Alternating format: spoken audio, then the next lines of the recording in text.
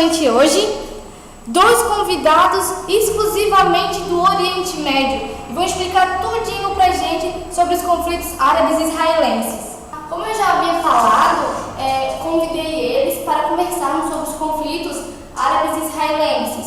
E como nós bem sabemos, há uma origem histórica sobre esse conflito. Mas por quê?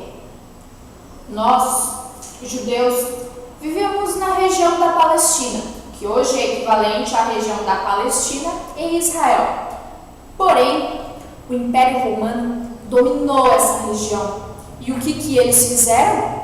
Expulsaram os judeus de lá. Mataram milhares de judeus. Destruíram o templo judaico e nós fomos obrigados a migrar para a Europa. Isso, aliás, ficou conhecido como diáspora.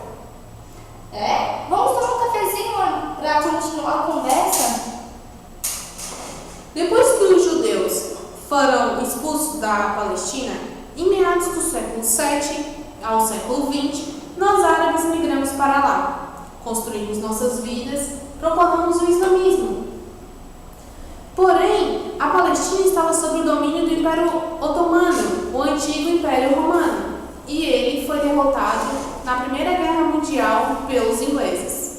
Pois bem, mas o que significou essa derrota? Bom, com essa derrota do Império Otomano, a Liga das Nações dividiu o Império em mandatos, que seriam administrados pela França e pela Inglaterra. Essa divisão ficou conhecida como o Tratado de Sykes-Picot.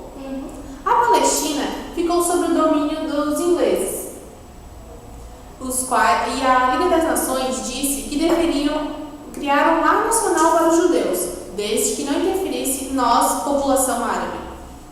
Sendo assim, no século XIX, um pouco antes da guerra, surgiu o movimento sionista, que procurava amenizar os judeus refugiados da Europa. E eles migraram para a Palestina, mas nós já estávamos lá na Palestina. Por isso que em 1936 começamos a nos revoltar, pois queríamos o fim desse movimento e a criação de um Estado autônomo nosso. Então os ingleses entregaram essa região à ONU porque não conseguiram conter tantas revoltas. E logo veio a Segunda Guerra Mundial. Nós, judeus, fomos protagonistas do maior crime contra a humanidade já cometido, o Holocausto. Então, em 1947, a ONU aprova a partilha, onde a criação do Estado de Israel acontecia. E nós ficaríamos com 52%, nada mais justo. E o restante ficaria com os árabes. Acontece que 52% do território ficaram para vocês. Mas a partir de 1948, quando foi criado o Estado de Israel, vocês, judeus, expandiram seu território para 75%, restando apenas para nós árabes a faixa de Gaza e a Cisjordânia. Já como o nosso território é dividido em dois, não podemos ter um Estado autônomo. Sendo assim, a faixa de Gaza é administrada pelo Egito e a Cisjordânia é administrada pela Jordânia. Bom, várias tentativas de acordo de paz foram tentadas desde o período até a atualidade, porém resultaram em fracasso. Qual a posição de vocês referente a isso? Eu acho que nós, judeus, temos o direito à soberania de Estado, porque desde o século I da era cristã fomos perseguidos, fomos expulsos de nossa terra pelo Império Romano, atual Império Turco-Otomano. Fomos expulsos de lá, fomos obrigados a migrar para a Europa e quando chegamos na Europa, fomos alvos da perseguição nazista.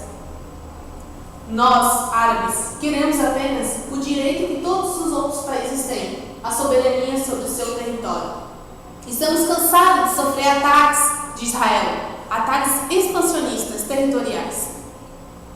Não temos soberania sobre o nosso território, porque não temos governo também. E vivemos na Palestina desde o século VII. E esses motivos políticos antijudaicos não servem como como posso dizer, características de judeus se dar o direito de se expandir suas terras? Bom, o nosso tempo acaba por aqui. Eu agradeço a vinda de vocês ao nosso programa, explicar um pouco essa situação. E agora ficaremos com as dicas do Louro José para o vestibular, para quem vai prestar o vestibular da UFSC